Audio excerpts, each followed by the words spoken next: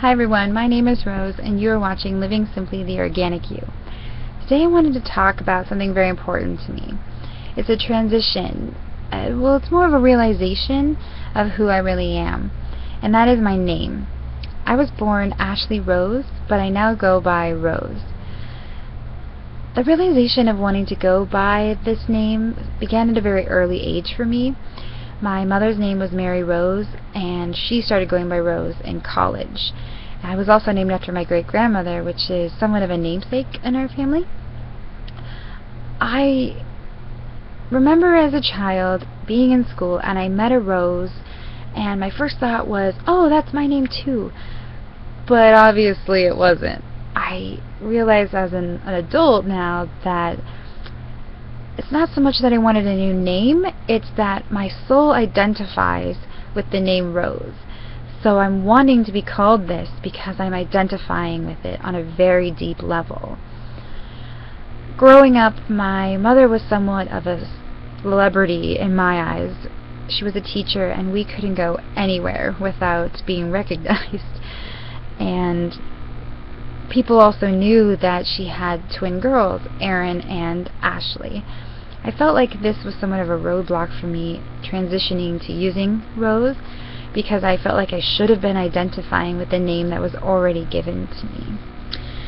After a few years, my mother had passed away and I started going back to university, and I was in a class with 3 other Ashleys. So I decided to go by Rose to kind of make it easier for everyone in class. And after hearing this name so many times, I really realized that I actually did identify with it. And I was very happy that people were actually starting to call me by this name. However, I was married and I had a job and I was already in other classes where they didn't call me Rose. And I have a child and family, and I just didn't feel like people were going to be very supportive of this lifestyle and this choice of mine.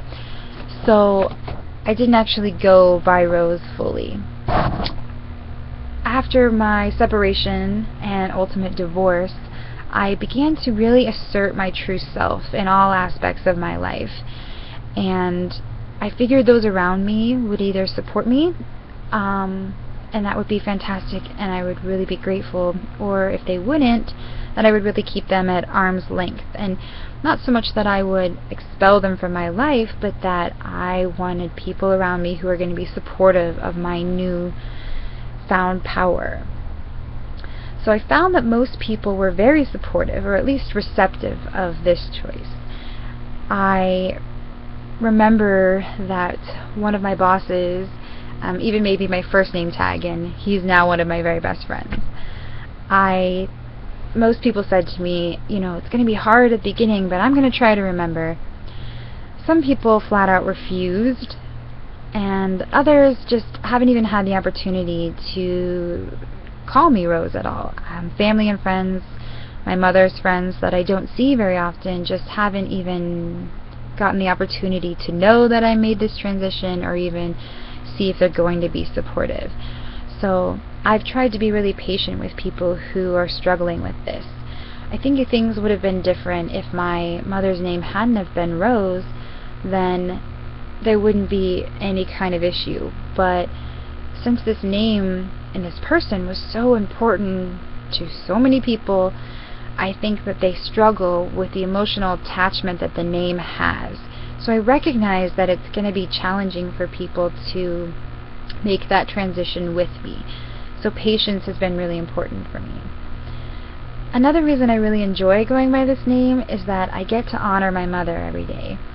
She was so important to me and is so important to me still. And so I really do my best to honor her and make tribute to her every single day of my life.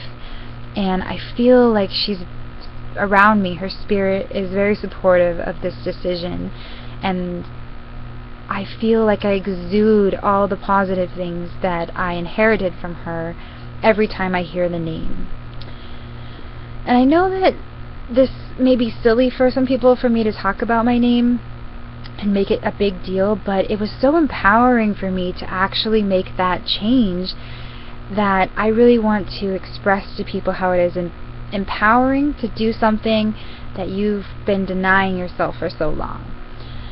So I suppose the lesson I would pass on from this is to do some self-exploration and really identify what it is about yourself that you're not being honest with and what you would like others to know about you. It can be really scary, it can be unknown, and I really encourage people to take the step of discovering what it is first. And then you can start making some steps to projecting who you really are. Once you do that, you're just going to go for it. I think maybe you can start by telling someone really close to you something you've been denying, or maybe find a group of people that you don't know that lives the way you want to live.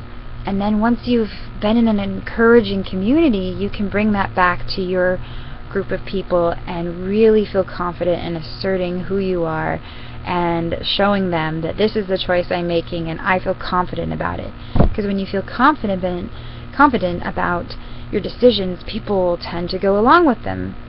And if you're not confident, they'll try and talk you out of it, or they'll give their opinion more assertively, and you'll feel overwhelmed with what they're saying rather than sticking to what you've already decided. So I would encourage you also to be patient with yourself. This can take time, and it can take time for other people to be understanding, but we're all in this together, and I encourage you to embrace your true self, because once you do, other people will begin as well, and that's what this life experience is all about, is finding the true self. So with that, I will wish you a wonderful day, and for now, take care, and we'll see you soon.